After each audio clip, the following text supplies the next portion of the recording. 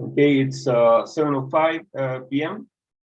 We're going to begin this session. First of all, let me thank all of you who are joining us through Zoom today. Also announce that this talk is being live streamed. Today, we're lucky to have my colleague Juan Velasquez and Xiaohui Tao, who are going to be giving a very interesting talk on the intersection between artificial intelligence and the health sector.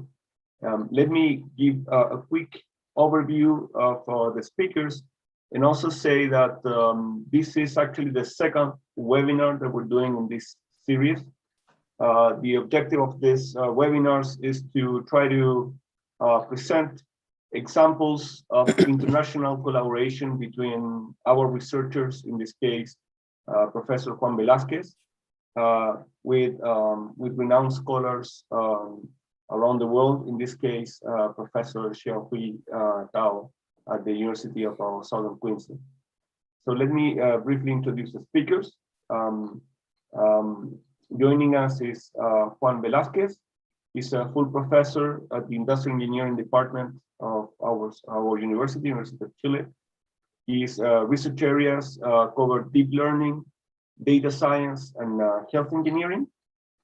He's also the academic director of the Web Intelligence Center, and his applied work is very broad and covers areas such as sentiment analysis in social networks, the detection of plagiarism, website design, and also health engineering, which will be closer to the topic of today's talk.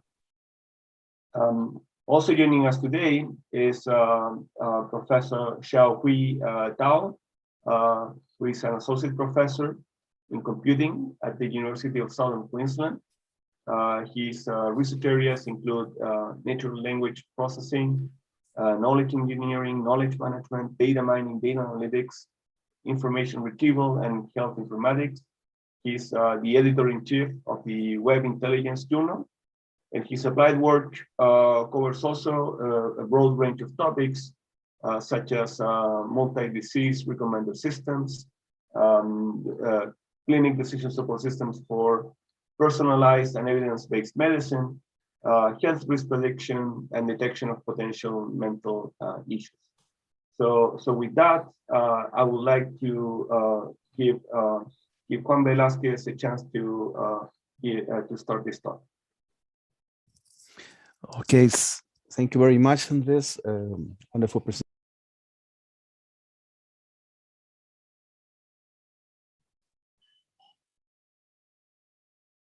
And we had a small problem with the mic. Okay, yes.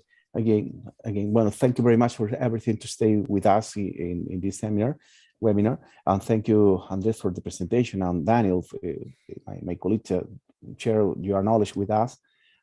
This is part of the magic of the Zoom, because another possibility is you come to here, Chile, maybe next year.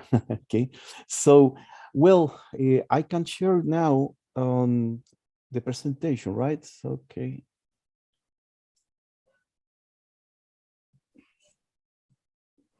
Yeah, this is my presentation. Can you see, right? Yes, perfect. So, well, we are thinking about which is the future of the medicine. Our point of view is from the artificial intelligence point of view. We are not medic, but we collaborate with a lot of medical practitioners, and also with many research projects that we are running for the last 10 or 15 years, I think so. So when we are thinking about the future in the medicine, we are thinking about what's happening with the artificial intelligence and this the novel discovery in the medicine, right? So our point of view is from the data. Our point of view is from how the medicine will change in the future, in the next 5-10 years, but also how is the medicine is changing now, right now. We are looking for every one of us. We are going to the medic and take some, I don't know, examination about our body. This examination always take a very short time. For instance, when I'm using an electroencephalogram or electrocardiogram, this is only a very small moment in our life. And sometimes this data cannot collect the lot of data that we need in order to predict some disease, right? But this situation is changing very, very quickly. The new examination and the new the new trends in order to collect data about the patient is changing very quickly, because now we have different kind of device for collecting data, and we have a different kind of new measure and combination of the data in order to produce information. The most important part, to produce knowledge about what is happening with our body. So we are thinking in the healthcare and the big data. We are thinking also is what's happening with the pharmaceutical research data, what is happening with the clinical data that we have in many electronics records. In the case of Chile, this record is sharing and as pairs in our health system. So this is a complication for us, because we want to collect the data for the patient, and we want to consolidate this data in order to use to predict some disease, in order to find, I don't know, some pattern that give to the medics some insight in order to have a better diagnosis. So, and also what is happening with the insurance when we have this new kind of data. If new kind of data, new kind of examinations here can give you a new information about your body. And if you discover, for instance, some disease, well, this disease, when you need to show this disease to the health insurance system, or maybe it's no good if you don't want to show that to the system. So this is, and finally, what is happening with the social network, social environment that give us another point of view about this disease. For instance, look at what happened with the pandemic situation. In the pandemic situation, we have a lot of information that is sharing for the social network that give to us what is the thinking, what is the meaning, what is the feeling of the population about this kind of problems. So, well, something's changing in the med by using the technology, and we can find different kind of new improvement and some question about that. For instance, what is happening with the robotics? Now we have robots that can make some operations in our body, and day to day, this robot will be improved and more the precision that how they can take care about the patient. And also the new manufacturer. For instance, now we need some if you need some new I don't know, bone, it is possible to construct a 3D scanning and 3D printing in order to create this bone. So in the case of teaching of the medicine, well, we need to some subject in order to apply what is the knowledge of the medic, but sometimes this is not possible in the real life. So, well, the virtual augmented reality can help in order to give this possibility to the medics. Okay, everything is changing with the technology, and also the DNA is discovering more information right now. So when we are looking for which is the happening with the technology, the data and the is exponential. So one question here is, okay, we have more data, we will have more examination, but the medics are human beings. They cannot process this kind of data. They cannot use this kind of data directly. They don't have time, and we don't have enough people of that. So the question and the problem here is how we can use this kind of data in order to give more information for taking decision, medical decision, right? So, for instance, something that is now using the technology, artificial intelligence, in order to analyze images like in that case, is looking for some tumor, some problem that we have in the brain. By using, in this case, the deep learning algorithm, it is possible to detect where is an anomaly in the brain. Well, the neuroradiologists, they can do something similar, and we are using this kind of data in order to teach to the machine, in order to our machine can to learn very quickly. And next, this can give us the possibility to process thousands of images. So imagine these possibilities. If the machine can process thousands of images, it is possible to increase the precision when we have a new pattern and we have a new image in order to detect more quickly. In that case, when some anomaly that is a possible tumor. When we ask the comparison with the real situation, this can give to the medic the possibility to have the access to a big one database with image, process to this database, and give and help to them to have a better diagnosis in a very short time. Well, another issue very important is what is happening with the genetic and the genomics. The impact of the DNA for our health is give us the possibility to detect disease, congenital disease, and we can apply some palliative procedure. In that, or another case, we can apply some I don't know, intervention that can give an improvement of the health of this person. Artificial intelligence give the possibility to reading very quickly the genetic sequence, mapping that to find some genetic problem that the person will have in the future. We call that the preventive and the preventive medicine. Okay, so looking for some, it's happening with the genetic decodification. In 2001, when the first time in the human history we can make the decodification of DNA, this was a very expensive project. $300 million for the decodification. We are now in 2021. In 2019, the cost was around $1,000. Now it's around $400. In 5 years more, maybe we'll go to buy a pizza and they will give something for decode your DNA. So the cost is decreased very quickly and give us the opportunity to have real information about what will happen in our future, okay, in the case of congenital disease. So the predictive medicine, the prognosis and the diagnosis, is learning about our medical records, Well, usually this medical record is spread around Chile in this different part, and why not around the world. This is a big problem because we need to collect this data in order to make some consolidation of this information to predict what is to your disease or have more information about the possible disease.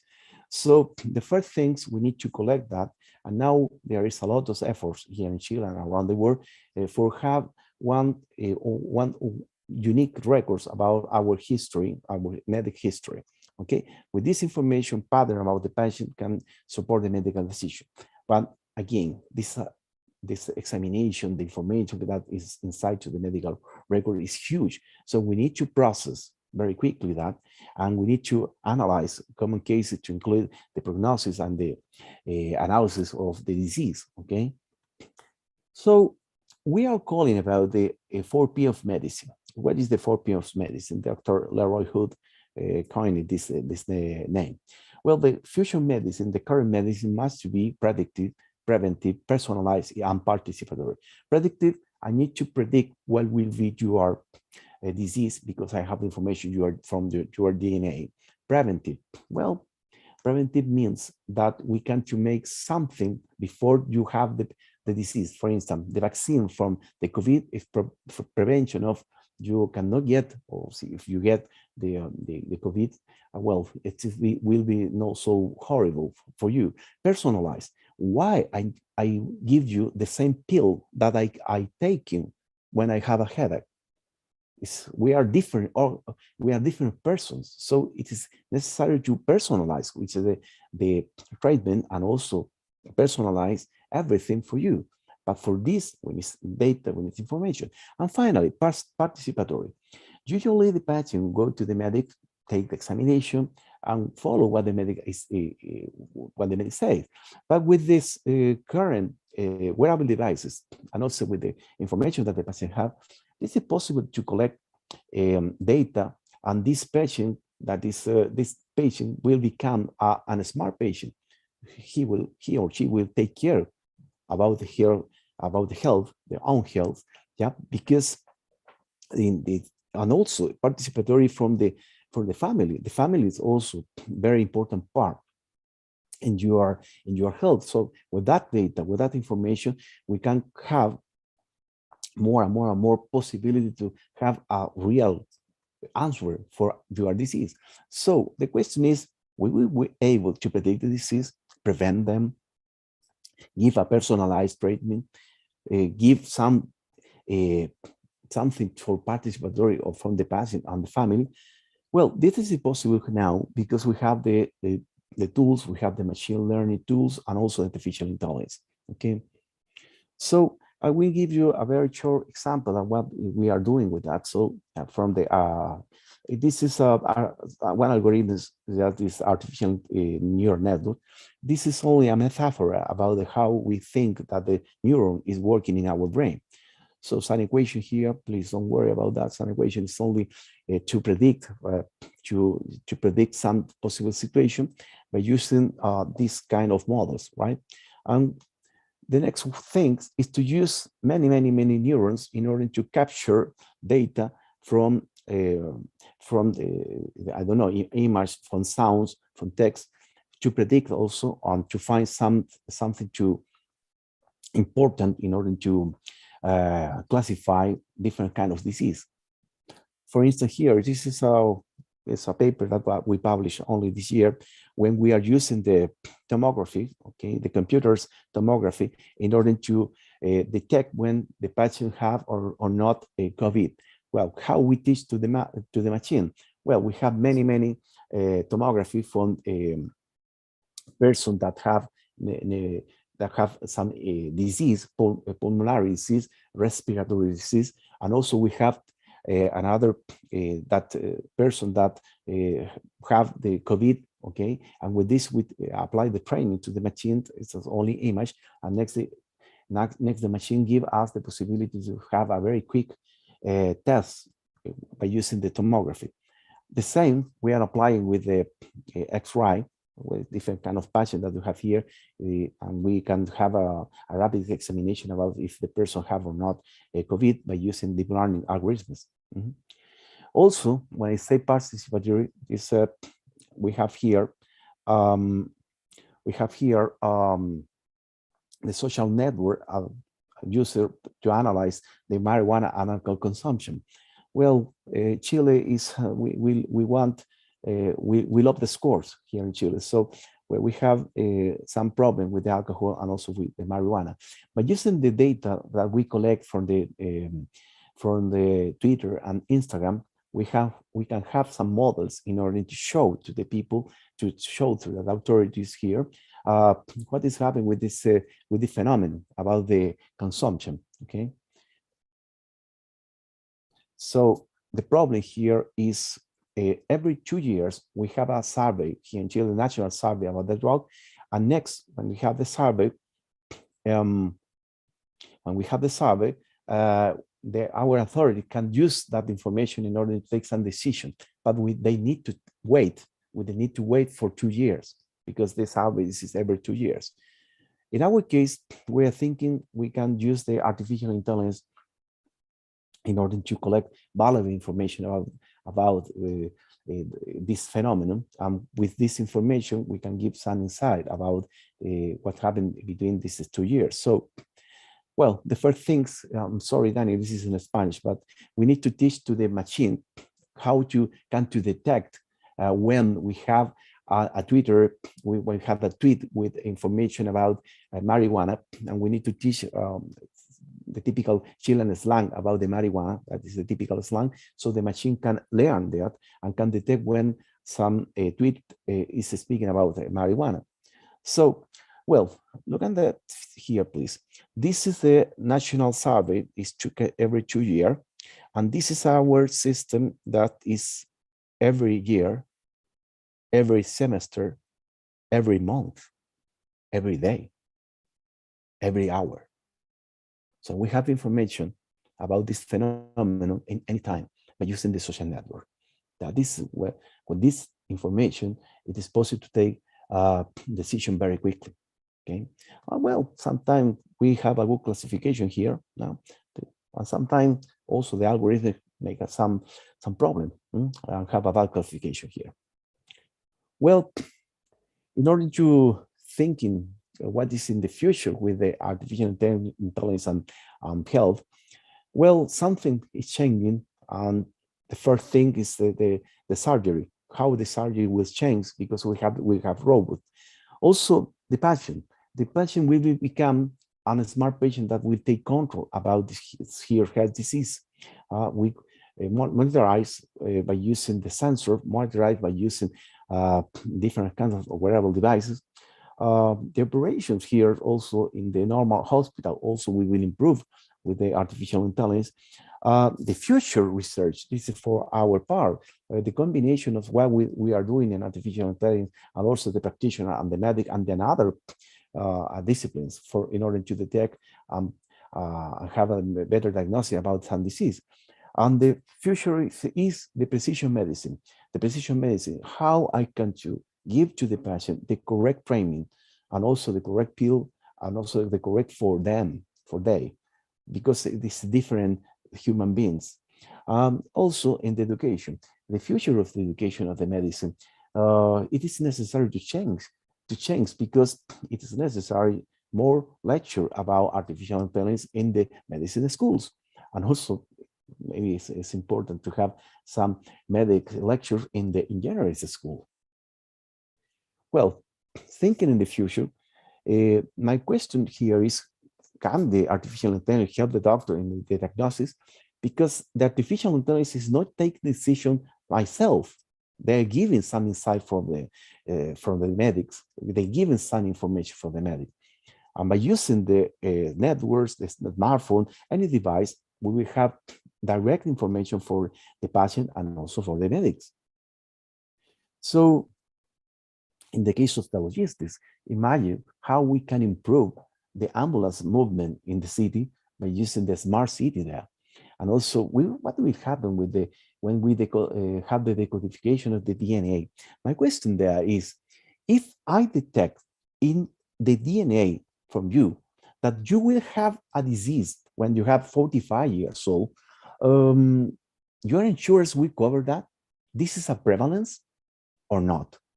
Well, something will change in that case. Well, thank you very much. Now, I don't know how many time I take, but it's time for you, Daniel. Well, thank you very much. And so we have QA at the end of all talks, right? Yes, that's correct. Yes. Yeah, thanks for that. So is my screen sharing well? Yes, now. Well, yeah, thank you very much. And firstly, thanks to Andres and Juan for inviting me to this talk. It's my pleasure here to share with you the research results from my group. And in this talk, I will firstly introduce myself and talk about, in general, AI in medicine towards the health of the future. And I'll give you some brief on our current, one of our works on mental health in the end to briefly highlight our other works on AI in medicine. Thanks again to Andres for introducing myself, and so I don't think I need to really go through that all again. Basically, I'm from University of Southern Queensland, and I visited actually University of Chile, well, back to a couple of years ago. There was a very beautiful experience, and time to time still, think backward, to that, and hopefully I can have another opportunity to visit Chile and University of Chile again. University of Southern Queensland, and here is Australia, and you see that on its east-south sea, Brisbane and Gold Coast, and University of Southern Queensland is located somewhere very close to Brisbane, 100 kilometers away, basically. And so if you have, in future, any opportunities to visit Australia, please come to us and give us a talk in University of Southern Queensland. And then you will land in Brisbane and probably you can drive you from Brisbane towards west, just 1 hour drive. You will be here in University of Southern Queensland. Here in Toowoomba, it is a beautiful town and has more than 100 years history, and that's quite actually young. The whole country of Australia is quite young, and we have beautiful carnival festival in the springtime. Basically, it's upcoming in next month in September, and certainly at this stage everybody is locked in their country. We cannot have many international travel. But once the pandemic is over and all the countries lockdown being lifted up, please visit us here. I will talk about, say, AI in medicine towards the health of future. And here, firstly, we'd like to introduce some factors, say, current health expenditure, in overall, in worldwide. In the past 10 years, we see that, a bit going up, but, after, 2016, it seems to drop a little bit. But don't forget, when the whole overall, the global economy has been constantly growing up. So if we are talking about a current health expenditure per capita per person, you will see the expenditure actually constantly growing up. So if someone argues in Chile, that's different things, and let's have a look at the facts in Chile. And this regarding the overall. Well, after 2016, a little bit up and down, bumpy in the digits. In Chile, actually, the overall health expenditure is constantly growing up. In terms of personal, the expenditure per capita, it's just also the same thing. We see in the past 10 years, it's just constantly growing up. It's back to 2018, and it's more than, say, 2,000 per person. Well, I'm sure nowadays with the pandemic, probably this digit is even larger. And so actually, and this gives us a lot of thoughts, but in the interpretation of the facts of why nowadays we spend so much money on health and health-related issues. So people argued two issues causing that. One is the government policy. Say, one example is, say, for example, largely relying on private health insurance, and private health insurance, their business, they are trying to make money. So a typical example is the, healthcare system in the United States. Another one is, people's lifestyle changes. And so, especially for those chronic illnesses and those diabetes such and such, costs extra money, for each one. So such, lifestyle changes especially will call for urgent demand for a resolution of medicine and healthcare in both of the system and practice. And this comes to, as the argument here, for us as the, scientists here, as from IT and artificial intelligence, what can we do? Here is a diagram and presented by IBM in a report in the white paper. So, well, in terms of changing the world, the gameplay, and people could be from those, say, lower, say, non-technical, perspective, or from those technical perspective. If from those non-technical, perspective, and then you may see those system structure, incentive changes, and such. But for us, from, say, IT and AI scientists, what we will do more is more for those technical, perspective to deal with those difficulties in, technology, such as, to change lifestyle and behavior changes, to manage those chronic diseases, to focus on those preventative, predictive, and early detection, personalized, diseases, healthcare and such. So this counter and say what we so-called as P4 medicine, predictive, preventative, personalized, and participatory medicine. I'm not going to here to discuss those P4 medicine in more details because, and Juan has actually discussed that in his talk in the first part of that. So what we would like to argue here is the transformation of medical practice actually will be driven by biotechnology and artificial intelligence as well. So why AI can play a part of role here? Because we need more targeted approaches that can manage persons' overall health. We need more proactive and evidence-based approaches, which can be powered by knowledge from data, and also cost-effective diseases. And that can be achieved not only from those, say, predictive, say, medicine, and ideally from preventative medicine as well. So with that, given that Juan has talked about those, and say marijuana, and those, and say COVID, those, say medical images, say such and such. Here I will try to talk more about, say, on mental health, which has become more and more critical, especially during the pandemic. So we see that a major depressive disorder has become very popular. And the digits by WHO, WHO before the pandemic, actually, even back to 2012, 350 million plus people suffer from depression, which has become a very serious issue. And usually, major depressive disorder will need to be diagnosed by those, say, human experts, which cost, a lot, very expensive and takes time. So with that, if we can, and say, get into intervention at the early stage, and then we can help those people, especially for those people who, did not really go to the clinic and seek help. And many people, they suffer from those, say, for example, minor or major depressive disorder. They just didn't sometimes even realize that. So if we could screen and find those people at early stage, and then early intervention could occur, and those people can be helped more.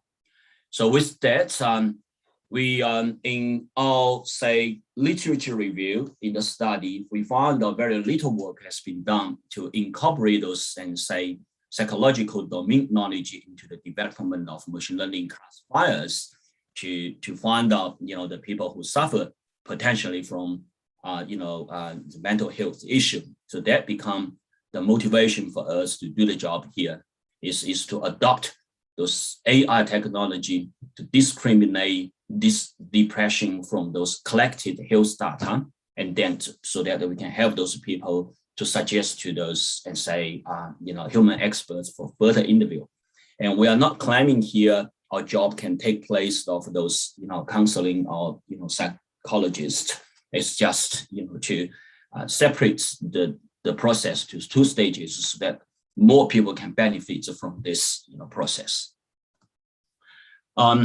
Here is the conceptual framework. It's high level. So what we try is to combine, psychological domain knowledge with the AI techniques together to provide us a, screen approach to find out, identify more, say, potential issues on mental health. So what data we study is National Health and Nutrition Examination Survey, which is actually collected by United States government by the National Center for Health Statistics, which is a part of Centers for Disease Control and Prevention, CDC. And we know that this organization has been playing a very important part nowadays in the control of pandemic in United States. And specifically, we used the questionnaire data in this 2013 to 14 collection. And we narrowed down the study to only those people, with an age 18, plus, because we, to avoid, more complication with the, say, the teenagers and children when, requiring specific, special, requirements for ethical, approval. And so we do have, but we do have the ethical approval. I will say, I acknowledge that in the end of the presentation. With that, and for the mental health, psychological, domain knowledge, and here I would like to introduce, say, the short form and 20 quality of life scale, which is used to measure the association between, say, chronic illness and lifestyle behaviors of people using, say, survey data. It contains those conceptual categories, and which can provide us the basis of those different factors that contribute to the health and the lifestyle, such as physical well-being, so relationship with others, and social community, personal development, and such. Here is another one is PHQ-9, which is the form used by psychological, say, domain experts to assess people's mental health in order to determine the severity of mental health level. And it has many questions, and with the questionnaire surveyed for those patients, and then calculate for the overall, say, scores, and one have, and certainly more score, and would make different diagnosis as the result. So here another, say, mental health domain knowledge you would like to present is the relationship between those, say, short form 20 scales, and with the result of a PHQ-9 scores, and how they connected one another. So we see the domain knowledge and shows up the strong connection between those two, and reflects the mental health status with the relationship of that with the, say, lifestyle. And so informed by the PHQ-9 instrument and this quality of lifestyles, and then comes up as the study here. And we see that we just discussed that strong correlations between them, so that we can use that eventually give us the theoretical ground to use to study the quality of lifestyle, and give us the indication of one or patients or persons health status in terms of mental health. So that will build up us the ground truth for us. We use the integrated PHQ-9 results well in the the survey data set, and then the other side we have the the survey for the quality of lifestyle, and then eventually inform us the ground truth in the study. And then with that, we build up the classification model, and so it's ensemble classification, and which is the reason we choose that is it has the advantage of overfitting avoidance, and then also can avoid, say, the just simulate the human nature by seeking various solutions before making a final decision.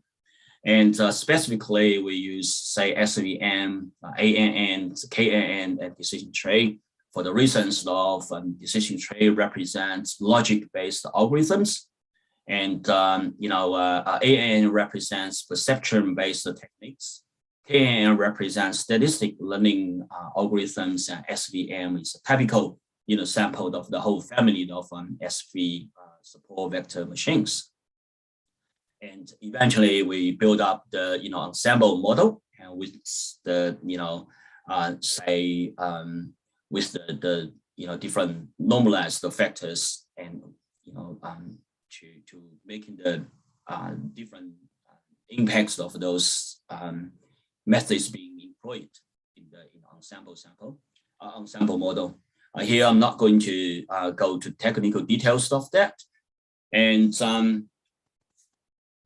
experimental designs is we have the data set being pre-processed, and then I have the data set being divided to k-fold, and then goes to the ensemble classification, and then evaluate the final results and for their performance. So here's the results of experimental results for that. So we see the ensemble model achieved the best performance in that in terms of accuracy. It's 0.954, And one thing I need to mention that it's, for the report, you achieve the, 100, 1.0 in terms of report. And the reason we see that, only, well, in terms of that, we covered most of that in this. And this is, very important, and because we talking about that, this is not the diagnosis, process, because we don't claim, this AI, approach or model eventually can do the diagnosis process, because, diagnosis eventually is doctor's job, it's not our job. But what we could do is we claim its usability is to, screen, the potential people for, their potential suffer from the mental health. So that's, we can refer those people to, so medical, or, psychological doctors, for further, investigation. So for that, it's not the accuracy actually we pursue. It is the, recall. We don't want to miss anyone. But, we could, make a mistake in there, but we don't want to miss anyone. So as that, with that, being emphasized, we see that, the ensemble model is promising, and for preliminary screening of MDD, for future clinical diagnosis here.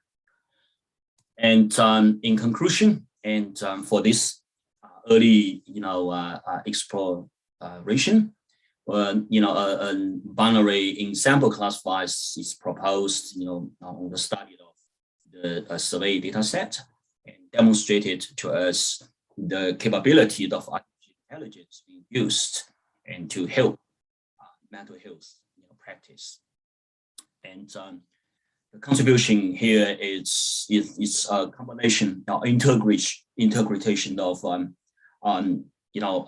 domain knowledge in psychology, and with the artificial intelligence algorithms, and put them together in the mental health area, and to provide an early exploration of the way to use the domain knowledge by machine, AI algorithms to do the job to help the mental health practice. Acknowledgement, and the work is partially supported by some, foundation programs, and also conducted under the ethical approval approved by University of Southern Queensland's Human Research Ethics Committee. And also for the technical details, please refer to the publication which I listed on this slide.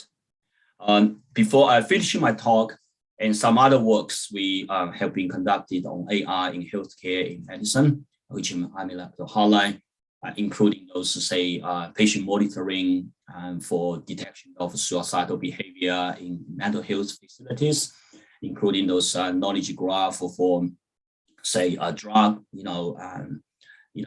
analysis, and also on,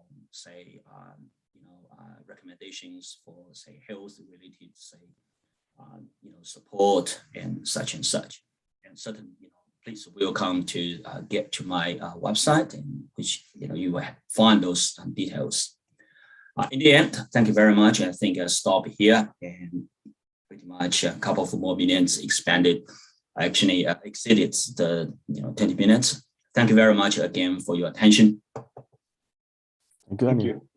Thank you very much. So if there are any questions from the audience, we'll be happy to take them. Can be made either in English or in Spanish.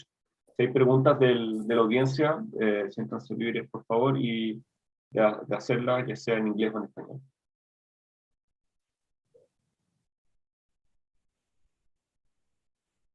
A question? Adelante, Pablo. Go ahead, Pablo. Okay, thank you very much for all the presentation, Juan and Xiaohui. I have a question related to what is the main problem or issue that you can find to adopt this kind of techniques or in the deep of the medical area to adopt this kind of solution or artificial intelligence in deep? I think we can share the question. Daniel, if you want to go ahead, and I can complement, right? You expect me to address that, you mean? Yep. Yeah, thank you very much. I think this is Well, this is a very good question, actually, and we did see, the boost up of AI technology in the past, few years, and see that, we witness, and more it's adopted in many areas. I think the main problem with that is the confidence. It's the confidence on using, AI for practice, and for that, it's the confidence came from the reliability of the techniques and explainability of those technology, and we do see from the evidence and of the AI being adopted in those practices, especially talking about and say medicine, and the breakthrough being made on that. But the other hand, and due to the main issue, the reason for those breakthrough came from the recent breakthrough in, say, neural networks. And unfortunately, at this stage, those breakthroughs cannot be fully explained. So that is the main problem, given people, well, one side, we are confident to see that, achievements being made, but the other side, actually, those achievements cannot be fully explained. Well, if this is used in, say, say economy in other area, this is probably okay, but we're in the medicine, and the explainability becomes very important.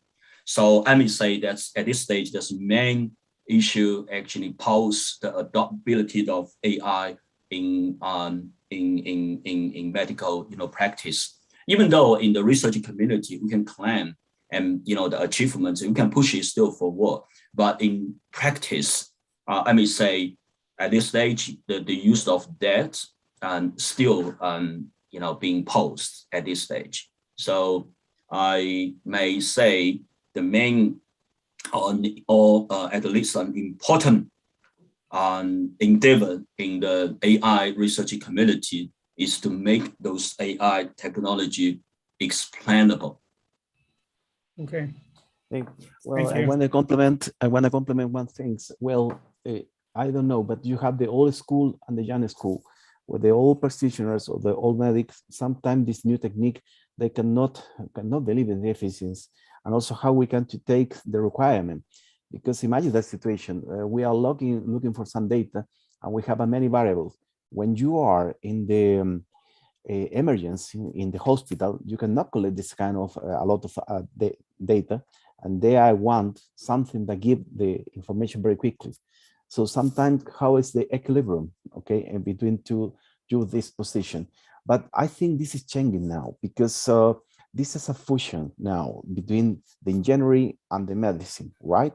And there is some career that in some schools around the world that they're making this combination. The old school is the old school, okay? and the new school, they will take this new technology, and we need to learn what is doing there, and they need to learn what we are doing. So, well, thank you very much for the question. Okay. Next one. Mariela.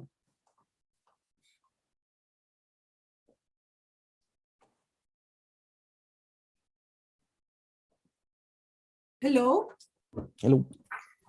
Hi, thank you so much for the interesting presentation for both doctors. And I would like to give some of my experience. I've been distributing diagnostic tests with artificial intelligence for 7 years in Chilean market, both in public and private sectors. And it's been really hard. It's been a very big challenge. And actually we are bankrupted. Now the company is totally broke, because facing the paradigm of physicians have been really the biggest challenge. And as you say, the old school, the new school, they still feel challenged about this technique. I always said you're not going to be replaced. It's not Skynet. But it's hard. It's hard. It's really hard. And for example, I have what we distribute are 2 tests now. One defines if the lungs of a baby, of a stillborn baby, is gonna breathe when he is born. And you take an ultrasound image of the lungs of the baby, and the artificial intelligence can predict if this baby is gonna breathe or not when he or she is born. And the other test is for predicting if the baby is gonna be premature. And it takes an image from the uterus of the mother. And the problem is that the other day, for example, one of the doctor gets on the premature birth test, and he puts an image of a lung. And the artificial intelligence did make a prediction.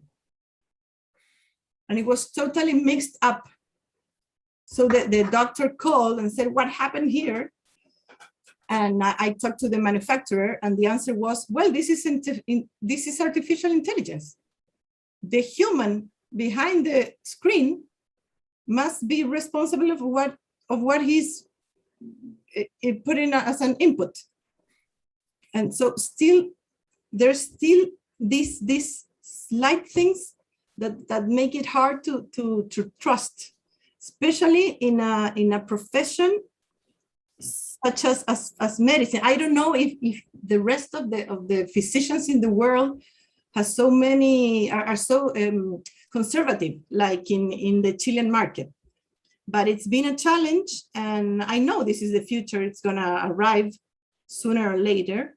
But now the near future, I think it's complicated. Like if you want to, I have 7 years of experience with all the physicians in Chile. I can help you in anything that you would like. Thank you very much. Well, let me check with you something the experience around the world. Well, I remember 2 years ago, I was in a conference, and then some guy showed an algorithm in order to detect a tumor, and say, well, the precision of this detection of tumor by using the scanner here is 95%. Ah, well, 95%, wonderful. But the people was thinking, wow, marvelous. But some person put the hand and say, yeah, but you have 5% that the detection is not possible, so it's no good.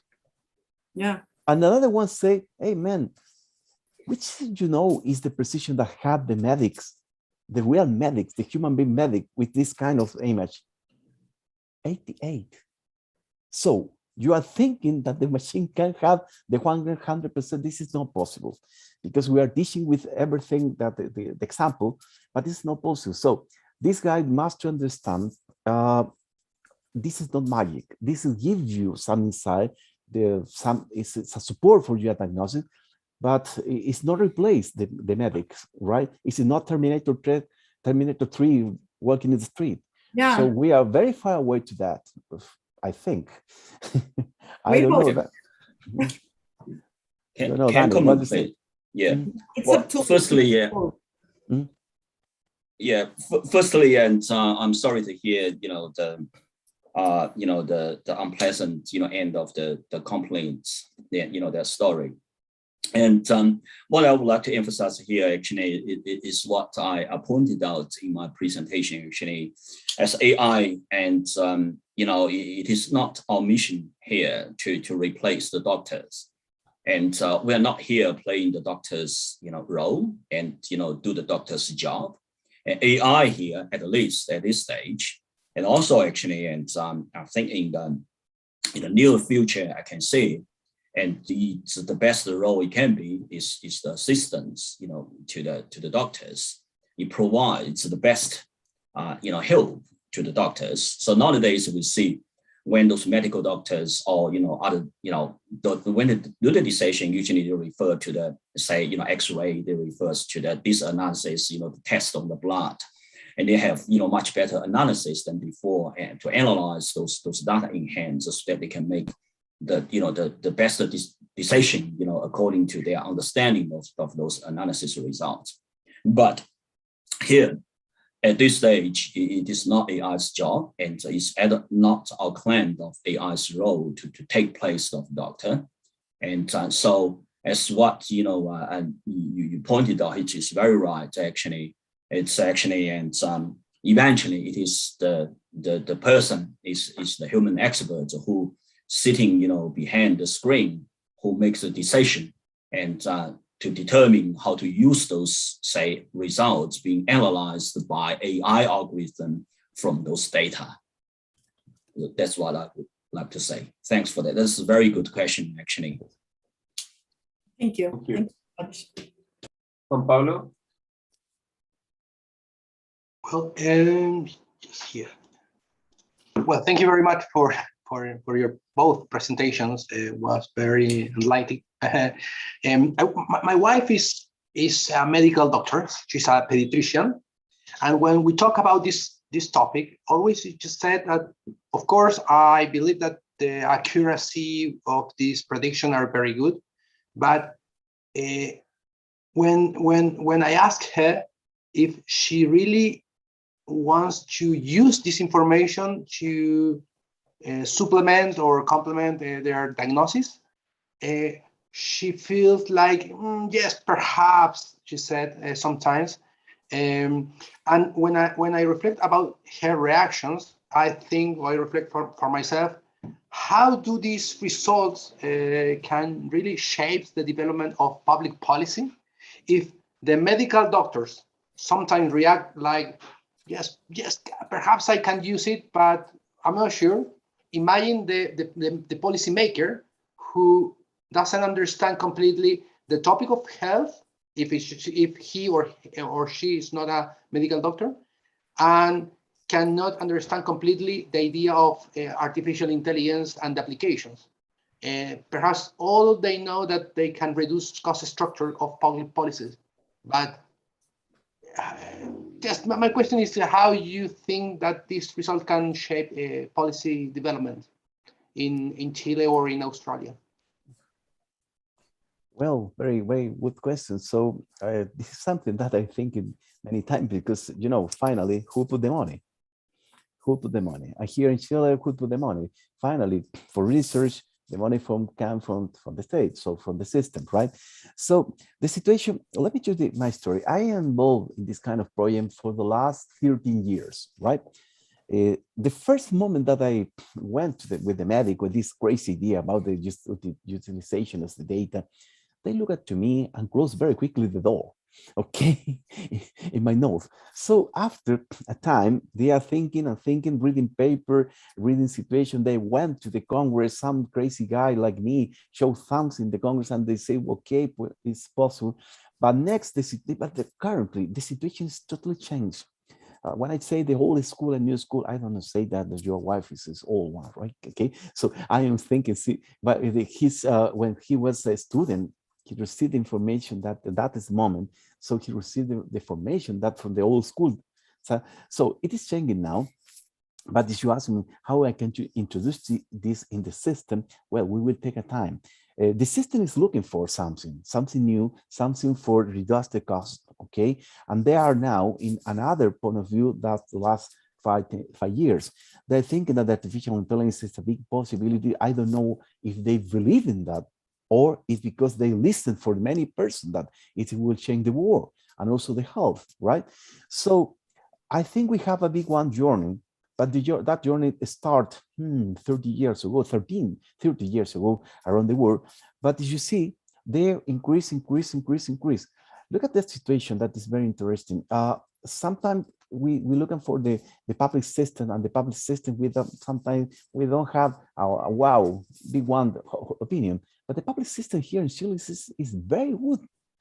Look at what is happening with the vaccine. We have 80% now. We increase a lot. Well, we have 20% of people that don't want the vaccine, but it's another issue, right? So I think we are in a very special moment that we need the incentive in order to put this more and more and more. It's like the innovation. The innovation we are listening for the last 20 years here in Chile, but 70 years ago, they are speaking the innovation in UK, but we are taking serious this for the last 10 years, right? And now it is moving. What is it happened here also with the in the case of artificial intelligence for the health system. But if you ask me when we will have this in total operation, I think next 10 years we will have this, because we need to face some problem. First, the medical records. This is spread in any format that you think. Second, we need to teach this at the university. Third, the combination, the multidisciplinary state with different person that is working in different areas, and this takes time. We need to create this environment. Okay, we need to create this. I don't know, time discipline. So the good thing is we have a lot of things to create now. This is very nice, exciting, right? The bad thing is we need to create everything. Need to think. I don't know, Danny, what do you think? Well, yeah, I think that I totally agree with then Juan's actually comments on that. And again, this is a very actually and interesting and excellent question. 3 points I would like to point it out. One is actually back to the previous question regarding the confidence on AI techniques for that to be used in in medicine's general practice, and back to the explainability of AI algorithms. I'm not going to repeat that the one, but that is a very important one, actually preventing AI techniques or algorithms to be fully used in medical practice. Another issue actually is the governance. Is mainly from legal perspective, and which actually let me share my screen again for the diagram I used during my presentation regarding the technical difficulty and the non-technical difficulty. So we people, as AI or IT scientists, we more work on the technical side, but to build up the governance on IT, say for example how to the use of AI techniques in line with ethical and the lawful regulations and such and such issues, and that's actually. And at least, it's out of Juan in my, area. But I'm sure, there is, the research community working towards that and involving large multidisciplinary, researchers. And so which is true. Sometimes, technologies is ready to be used, but may not be, allowed to use in practice. And so due to, this and that, legal, ethical issue. One typical example is expert systems back to 1980 and 1990s. That has, during the time, and quite the significant achievements being made by expert systems, and but eventually, say MySyn, for example, the system called, and eventually, not being used in practice. And that's just a typical example.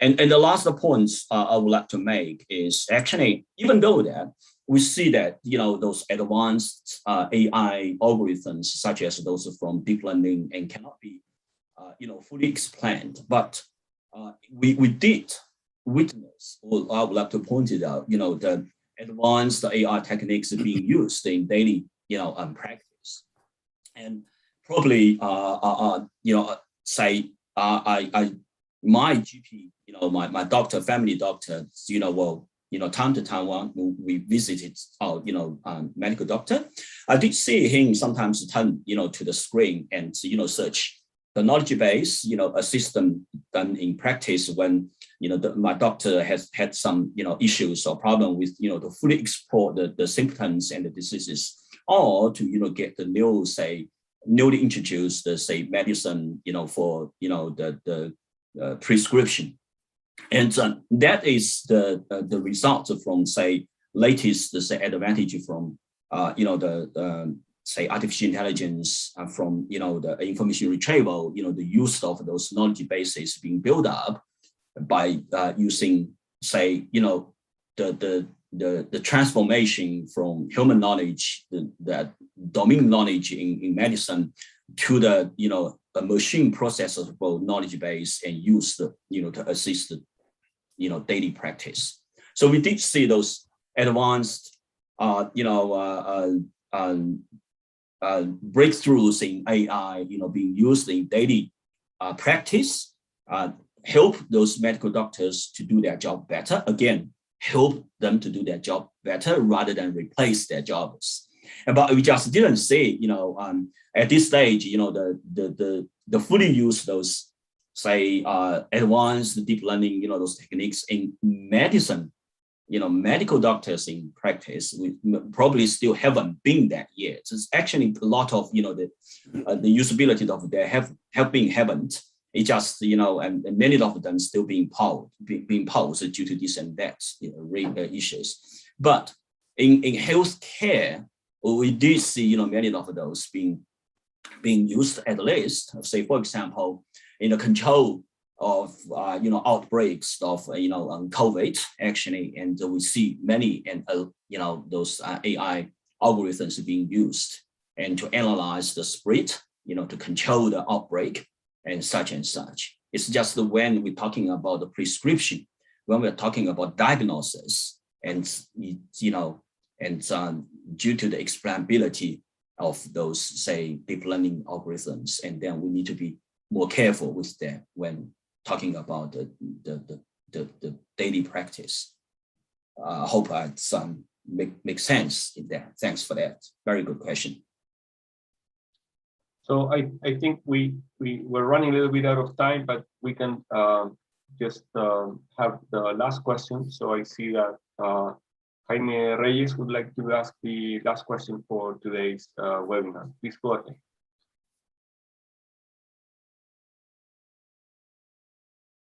Okay. Well, first of all, thank you very much to you both for this share, this valuable information with us. Well, I'm a civil industrial engineer and enthusiastic in artificial intelligence. So my question is related with the response, to the analysis of the medical diagnosis, and I am talking precisely about the processing of the medical diagnosis. Jaime, let me interrupt just a minute. Just to be Jaime, complex. Jaime, un segundo. The complexity of. Un segundo. Jaime, parece que tu conexión no está muy buena. Si quizás fuera posible que apagaras tu cámara de video y hacer la misma pregunta solamente en audio y sin video para ver si mejora la conexión. Perfecto. Adelante, Jaime. ¿Qué tal? Sí. Well, again, as I said, when it comes to analyze medical diagnosis,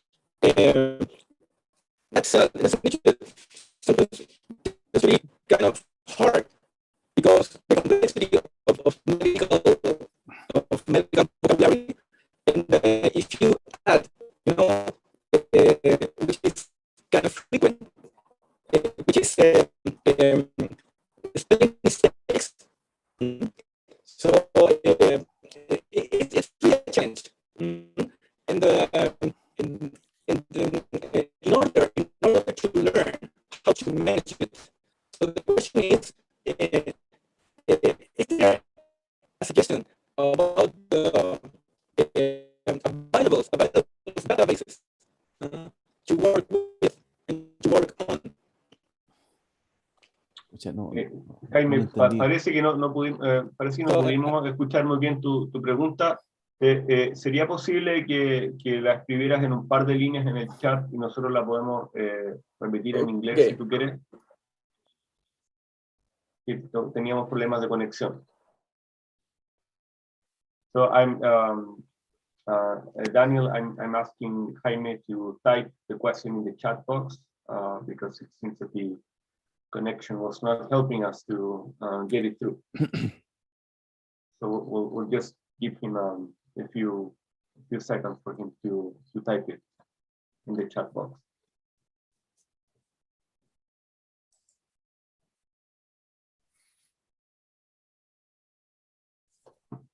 Está escribiendo ahí. Andrés, Larisa tiene una pregunta. Ok, estamos un poco cortos de tiempo, pero bueno, mientras tanto, Clarisa, adelante. Hello to everybody. I will be very short. I just have a question and I don't want to miss it. Juan Domingo and Daniel, thank you very much for your presentation. My question is regarding the aspect of patient design, especially for the participatory part. And I would like to know, how do you emphasize the algorithm for the patient in order to be more involved in the self-care? Thank you. Okay, thank you, Larissa. Well, many things that, for instance, when I talk about the problem in the 15th year, we are so at that time the child, they have a nutrition problem with the child, right? So this was this in a very bad situation here in Chile, but now the situation is we are a little bit fat, for instance, right? And this is it's another pandemic situation.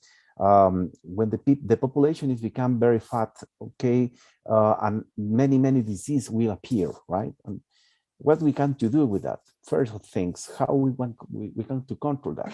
The first thing is the patient take care about the situation and collect data. They can collect data by using many devices and many suggestions that you can give to them. Imagine the situation that when you receive many, how to say, many advice about your smartphone, giving to them the possibility to participate in the own healthcare, right?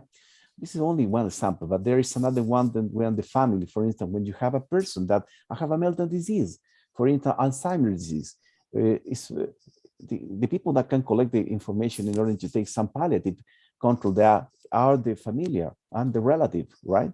So we can create some devices in order to collect that data that give the possibility to the practitioners to take some good decision with that. The situation is not, something is changing there. The patient always is very reactive. We are reactive patient. We need to transform in an active patient because the person that know most better that is happening with our body is we ourselves, right? So if we have the new perspective in order to collect data for our body, and that data can be used in order to give us more and better also inside, this will improve our health, right?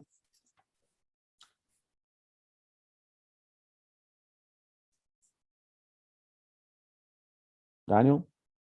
Oh, yeah. Thanks for that. I think that's a good question. And Juan has actually addressed that at the most of extent. From data analytics and AI perspectives, the volume of data and the quality of data certainly makes sense. So will help a lot. But at this stage, actually, AI algorithms have achieved very good, the results in both of precision recall or accuracy or the coverage in terms of that. However, I don't think that's the main issue in that. It's the main issue remains in the explainability of the algorithms, the insight of that. So with the explainability that can be used better, but with the volume of data, more data, and the quality of data, and what get in, what get out. If better quality of the raw data we can have, and certainly the better results we could produce. So that would definitely make sense. Thanks for that. Thank you. Jaime, it seems that you're back. You have maybe a different connection now. Maybe we can see if it works or. Okay. Can you listen to me? Yes, perfect. I think this is much better. It's better. The last one was very robotic. I think we would have needed artificial intelligence to understand the question you were asking, but we're with the connection you have right now, we'll probably have an easier time. Go ahead. Okay. Well, I was asking about the availability of databases containing medical diagnosis. Why? Because the vocabulary of the diagnosis are kind of complex. And if you add to the complexity, if you add some spelling mistakes, the complexity is getting bigger. So it's worth to practice on that issue. I'm talking about text processing specifically. So the question is, I already tried to find databases to practice on, but I couldn't.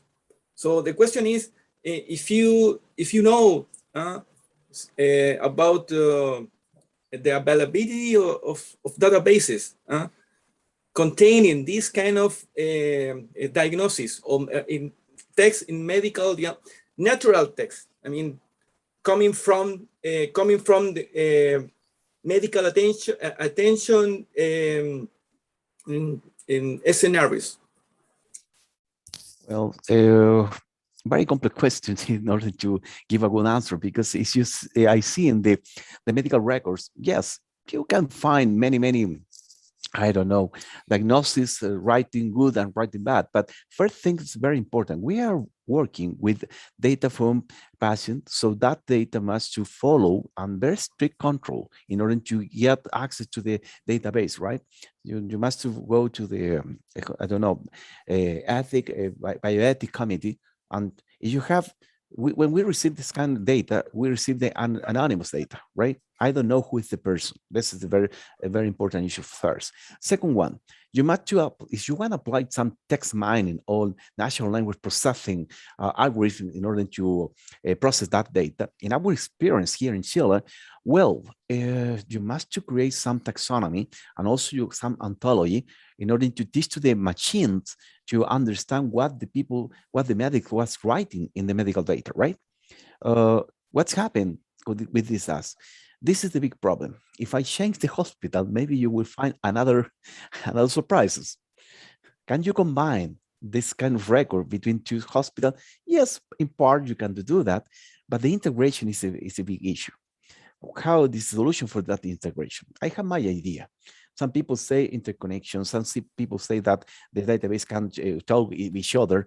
I don't know if this is very simple thing to do here, but maybe we can to consolidate information in only one database, the anonymous database, and to share this database with the researcher, with the practitioner, with the medic, with everyone that want to apply everything algorithms to these databases. So when we are seeing some public databases around the world with the diagnosis that they have, well, we have another problem, because you must create this taxonomy and also this ontology, and you must understand this sometimes language that is not for you, this kind of slang. So it's an interesting and complex problem, because you must teach to the machine how to process the text with natural language processing, how to use that text information. And also, sometimes this text information is a small one, like a tweet. So my question is, can you find valuable information in this kind of record in the text? The answer is yes. How you can to use this kind in order to provide some help for the diagnosis? Sometimes it's possible, but you must combine with another information. For instance, IBM Watson. The IBM Watson, they not only collect the information, the data from the medical records, they combine with, for instance, from papers. Okay, they combine with another kind of databases. So only for that way they can to give some, I don't know, insight, some advice in order to how to use for resolve the problem, right? Daniel, I think we need to close. Thank you very much. Okay, Daniel, you can close. I think that's, thanks, Juan. I think that's a very good question, actually. let me firstly point it out, and database actually is a data structure, and to store data and to make those unstructured data and to be stored in structured data, and which can make those data for better usability. So how those data being stored in database and then eventually being used to assist us in practice, such as diagnosis, to help us to make those data make sense to medical doctors, help them in daily practice. So let's actually back to visit the DIKW pyramid hierarchy. I'm not sure if you are familiar with that. In the knowledge we're talking about, well, from the large volume of data, and then we need to make those data make sense and get those data, and from data being promoted to information. And then from information, we can do, say, knowledge discovery and discover knowledge from information and get to next level. And then with knowledge, we'll make those knowledge, say, useful, or in other words, make use the right knowledge in the right context to make the right decision. And that is the wisdom. So that's the process we make data talk actually to help us. So certainly, well, in terms of data, it's of large volume, complexity. And then the data being, say, converted or transformed to information. And then we will expect the volume of there becomes much of smaller size. But, general practice, you see that how data to be, say, transformed into information. A typical sample is to say, Google. And then, the massive data, overwhelming data with Google to make it, retrievable and extractable. So we get the right data for us and become information. And then from data mining, knowledge discovery, from those information, we mine those, recognize those patterns from there and discover those patterns and make, those patterns, those underlying, say, knowledge from information and make them, say, give us, say, inference rules and such. It remains in the knowledge level. Eventually, what we endeavor is the wisdom is to use right knowledge in the right context in terms of diagnosis. So we can, the ultimate goal we pursue is eventually we hope, the AI techniques can give us the, the ability to find the right knowledge for the right diseases and to assist the doctors to do the right decision. Again, it's I believe, I myself personally, I believe, you would never be AI's, a job to take the, doctor's role, and it's just to assist the doctors. So in this case, we make those, complex data talk from data level to information, from information to knowledge, and eventually from knowledge to wisdom, until, at the knowledge and the wisdom level, and so they can be, better used. Otherwise, they will be in the, just in the database level, which is, the repository of data and in a structured, format. So as what I mentioned in previous, say, question, and we did see actually, and so many of those in general practice. Say, for example, my family doctor, well, in the interview with my family and turn to the computer and search in their internal, say, knowledge base to find out, the information, towards the symptoms or the disease actually he actually tried to, refer to and find, the right drug, for prescription. And this is, what, a part of AI from those mature technology, which wasn't possible if back to, say, 30 years ago. Okay. Thank you very much. Thanks. So with that, I would like to thank the speakers, Juan Velasquez and Xiaohui Tao, for this very interesting presentation on the use of artificial intelligence in the health sector. And I would also like to thank each of you for staying until the very end. It's quite late. It's almost 8:30 p.m. So it's, I guess, 9:30 p.m. in Australia and 9:30 a.m. in Australia, but here it is quite late. So thank you very much for joining us. We'll continue having these webinars and and probably the next one we'll be sending emails, and we'll be letting you know through our social networks about the next event.